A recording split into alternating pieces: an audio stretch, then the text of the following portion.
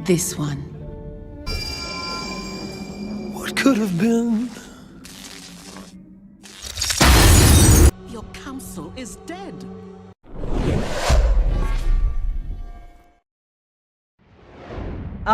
Fellow minds, welcome back. Now watching the teaser trailer of Arcane Season 2, one would think that all of the council members are dead, and that Arcane pulled a George R.R. Martin and killed off some of the main characters. But what if I told you that there is a chance that this is actually all just a red herring, and that Mel, and through her, even Jayce and Viktor all survive? So fellow minds, do sit back and be in comfort as I tell you about the power of the sun and the possible lineage of the richest woman in Piltover. Let's delve deep into the lore of Arcane's world, Runeterra, here in mine mind. This theory of mine began immediately when I noticed a weird framing decision during the last few moments of Arcane Season 1. Keep in mind how Mel wears her clothes. She usually wears various black and white fitted clothes over some sort of metallic underwear or maybe even under armor. Notice how she usually looks both in front and from the back. The only visible parts of her metallic under armor are usually the ones on her arms or parts of her neck. When looking at her back, as you can see, you will usually see the black fitted clothes she wears covering the continuation of the golden metallic armor she is wearing on her skin. But in this scene, right before Jinx's rocket hits the glass,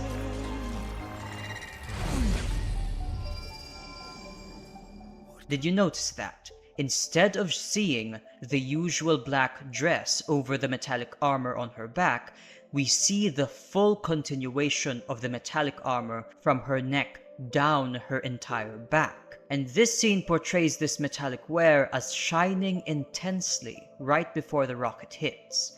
And as this scene pans out, it covers back up and shows her white and black clothes over her back again.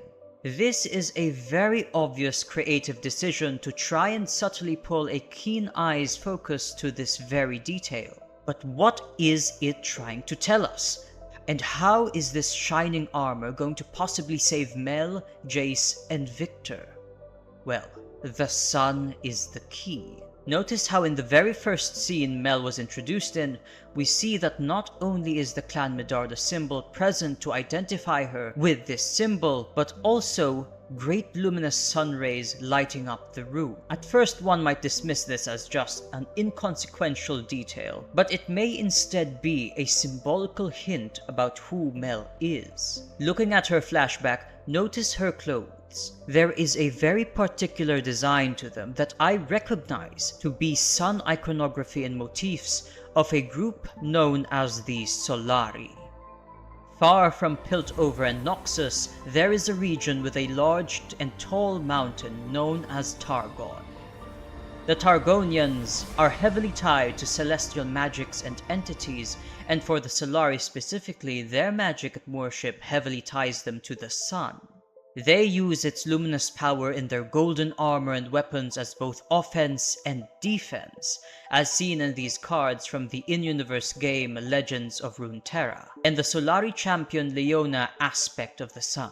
Notice the motifs of their clothes and armor. See how it is oddly similar, very similar, to that of Mel's during her flashback, and notice how perhaps that golden shining armor and the intense sun rays behind Mel are all part of symbolism to who she really is. Not only is she a Medarda of Noxus, but also possibly, through her mysterious father, a Solari of Targon. The sun shining behind the Medarda coat of arms over Mel, representing her as not only the heir of the Medarda clan, but also an offspring of the Targonian Solari.